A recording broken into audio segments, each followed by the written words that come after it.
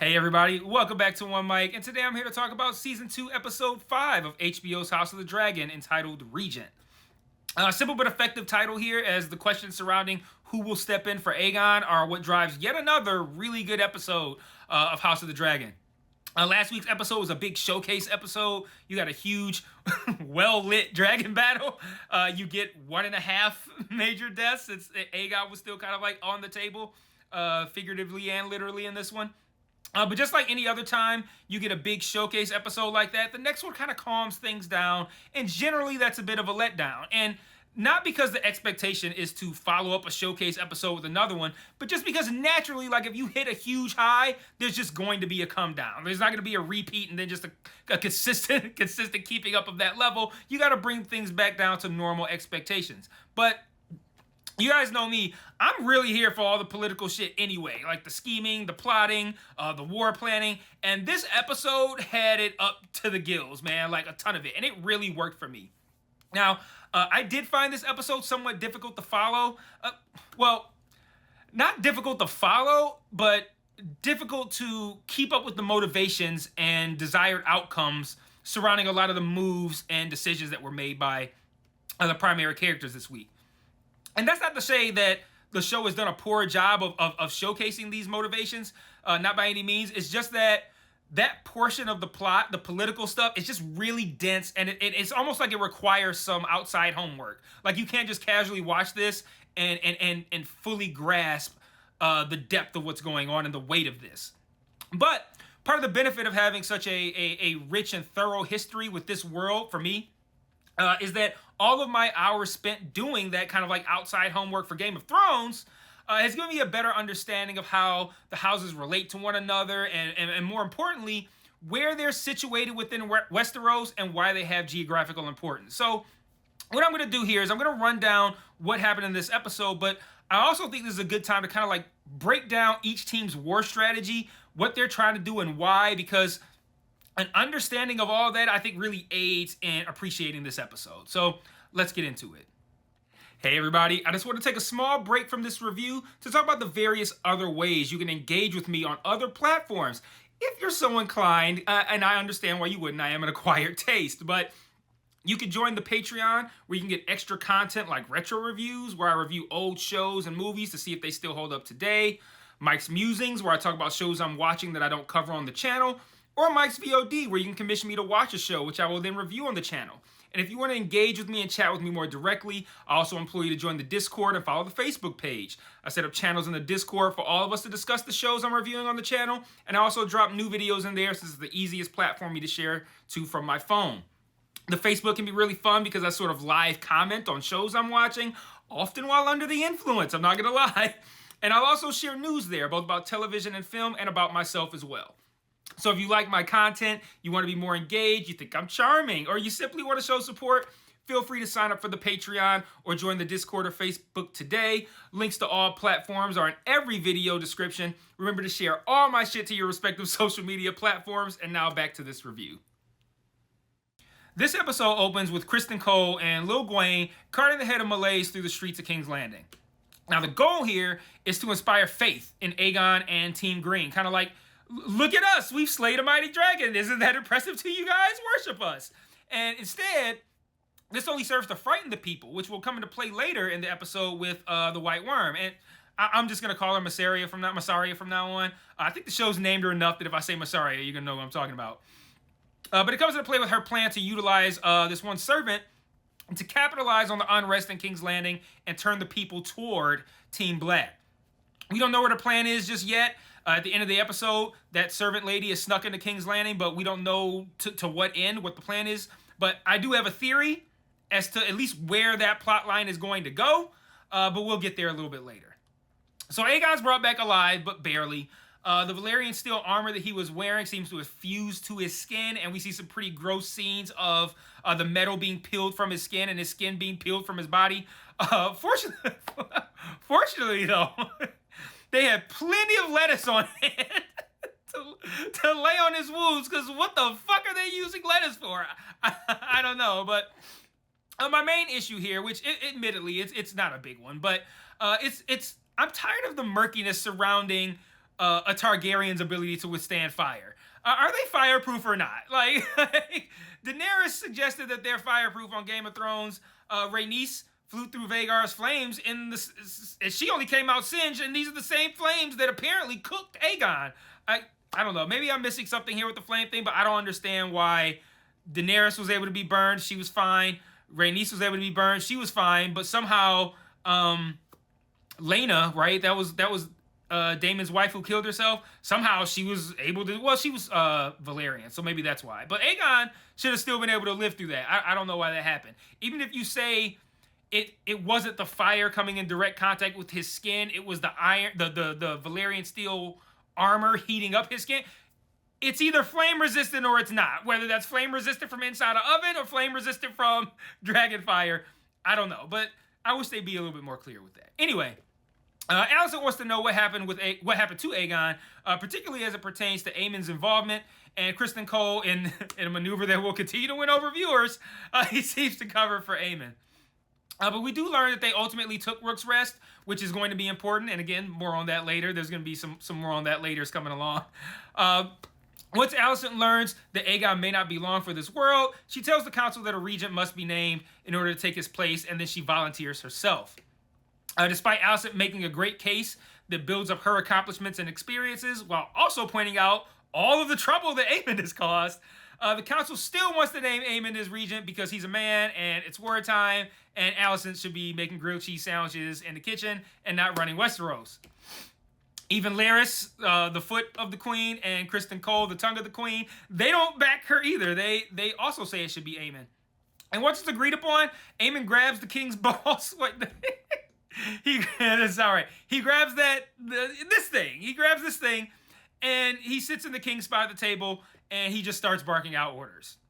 Now, I want to take this time to kind of pause, talking about the narrative, and talk about a mistake that I think the show made here. But more importantly, what it did that I liked regarding relating the experiences of Rhaenyra and Alicent with their respective small councils. I like how their councils mirror one another. Both think that their respective queens are unfit to lead during war times. Both created scorned women. Alicent is seen red in this scene where Aemon just kind of like, we hear this Aemon voiceover that kind of fades quietly. But I did have a small issue with that scene. Like I said, that the audio fades. They turn down the volume of the dialogue to kind of focus on Alicent's face in order to show just how enraged she is that she's not able to focus on what's happening around her. Like she's just zoned out. She can't even hear what's going on. Thanks to the subtitles, though, I noticed an important piece of information that would likely be missed because of how they brought down that volume. So as we know, Corlys has a blockade at sea to prevent products from getting to King's Landing. That's why everyone in the city is starving. That's why they don't have any meat. That's why everything that's going on with everybody going at each other about food and the raising the prices of food, if you got it, all that kind of shit, stuff with Hugh the blacksmith, all that is because of Corlys' blockade. In this scene, someone on the council tells Aemon that the people of King's Landing are leaving the city, and they're essentially going out and like spreading unrest, talking about how shitty the circumstances are in King's Landing. So Aemon says to close the gates so that they can't get out. This comes into play later when Hugh the blacksmith, which is the guy with the sick daughter who's expecting help/payment from Aegon, he finally decides to leave King's Landing to go seek help from his brother-in-law. Now, it's not a huge deal, but he's trying to leave when the gates are being closed. If you miss that bit of dialogue that they turned way the fuck down, then you're likely unclear on why those gates were being closed. But this matters for two reasons. One of which I'll tell you now, and the other I'll theorize about a little bit later. That's the third teaser. So things to come later. But there's just another reason to throw in the rock pile why Hugh would have beef with the crown. And why I think that's going to matter is coming later. The last time we see Team Green in this episode, Aegon says "mommy" just as Alicent is leaving the room. And since the show is really leaning into the idea that Aegon is going to die, I'm thinking he just might live. And that could go really poorly for Aemon, but really well for us, the viewers. But back to the similarities with the councils. Rhaenyra is also being undermined by her council, particularly Sir Alfred, who's been talking back to her, has been mouthy all season. He says his loyalty is unquestionable, but since she's a gentle-ass woman, she's not really fit to handle, wartime decisions. Rhaenyra's council says that they need to attack while Vhagar is kind of recovering from the events at Rook's Rest, completely ignoring her desire to shore up her allies and talking and planning around her as if she's not even there. She vents about this to Mysaria, and while she's venting, the servant lady that I mentioned before that ends up getting sent to King's Landing at the end of the episode, she very conspicuously interrupts and then is sent away. And that moment was really distracting for me, but it served their purpose of highlighting the importance of that woman. But man, that moment was really jarring. It's kind of like, okay, well, that lady's going to matter later, because why else would you insert a meaningless interruption? But anyway. Mysaria suggests that there's more than one way to skin a cat, and that they ultimately send the same servant lady to King's Landing, again, supposedly to turn the people of King's Landing against Team Green and toward Team Black. Should be a pretty attainable goal given their current distaste for Team Green's dragon slaying and rampant poverty, but I also don't think that's ultimately going to be the biggest goal achieved by this trip. But I promise I'll come back to this when I talk about Jace's dragon plan in a little bit. In addition to sending this woman to King's Landing, Rhaenyra also sends Sir Alfred to basically check in on Daemon, and I'm sure only good is going to come from that. Now, moving on to Jace, because I do think his portion of the story was a bit tough to follow, but it is important, so let's get into that. So Jace tells Baela he's tired of waiting around doing nothing, so he devises a plan to meet with the Freys at the Twins. Here's the idea. As it stands, the Riverlands are up for grabs. They're a valuable prize, and they're an attainable prize. Grover Tully, as they've been saying all season, he's unfit to lead. The Brackens and the Blackwoods are fighting amongst each other. Additionally, the area in which the Riverlands sit are pretty pivotal. So, for Team Green, taking the Riverlands along with Rook's Rest, which we found out at the top of the episode that they got, would essentially cut off any kind of like ground support for Team Black trying to get into King's Landing. This is why it's important for Daemon, presumably on behalf of Rhaenyra, to take Harrenhal and raise an army there before Team Green can arrive. Jace's plan is to bypass the need for Daemon's army altogether. He wants to work with the Freys to secure access at the Twins for Cregan Stark's army coming from Winterfell. Then they don't even have to worry about Daemon. And why would you? If you got soldiers from Winterfell, you need like 5 of them motherfuckers and you good. But like I said, the plan is to do that, so they don't even have to worry about Daemon, which is good, because we learned in this episode that Daemon is essentially building an army on behalf of himself at this point anyway. So Jace does end up meeting with the Freys in a much more visually appealing location than the places that Walder Frey wanted to be, and he secures their help by promising the protection of both him and Daemon, as well as promising them the castle of Harrenhal. When Jace returns to Dragonstone, Rhaenyra's surprisingly proud of this move, but Jace actually isn't done impressing people just yet. He's got a second plan on deck, very, very kingly of the heir, for how they could shore up their dragon count. He points out to Rhaenyra that they have 2 riderless dragons, Vermithor and Silverwing, who can both contend with Vhagar. Rhaenyra says if she could enter the game with those 2, it'd be a wrap for Team Green, but dragons choose their riders, and they've already failed with trying to pair Rhaena with a dragon, so what are we going to do? Jace suggests that there are Targaryens who, in the past, were married off into noble families that would have then produced children, and that those children would then have Targaryen blood. They're not full-blooded, but they'd have Targaryen blood. They just would have the wrong last name. Rhaenyra correctly points out that these are pretty long odds, but she also notes that they do have the records and thus the ability to find these people. So at the end of the episode, this leaves Rhaenyra and Jace with the task of finding 2 individuals that are partially Targaryen to pair with these 2 riderless dragons. Now, where might we find 2 individuals that this show has followed seemingly randomly that as of now don't appear to have any connection to the main storyline? That's right. Hugh the Blacksmith and Alan, Corlys's bastard son. Now, remember earlier I said there were 2 reasons that the Hugh scenes matter, and I'll like more on that later. Well, this is it. Hugh's got to end up being one of the people to ride those dragons. Furthermore, I think this is also going to tie in with the servant lady that was sent to King's Landing by Mysaria to sway the people on Rhaenyra's behalf. Somehow, this woman is going to be how Hugh and his family end up connecting with Rhaenyra. Otherwise, it would still be incredibly difficult to locate these potential dragon riders. Hugh specifically would be really hard to find. Alan, on the other hand, should be a pretty easy find now that, as we learned in this episode, Corlys is likely about to become Hand of the Queen, and because of that, he will likely become privy to this plan, and he will likely suggest Alan himself. So now we've reached the final subplot to discuss for this episode. We got to talk about Daemon. Daemon spends another episode tripping balls up in Harrington, having dreams about fucking his mother. But I think this episode spoke a great deal to the path that Daemon's story is headed, albeit I think to the detriment of Daemon's character. Yes, that is kind of a criticism.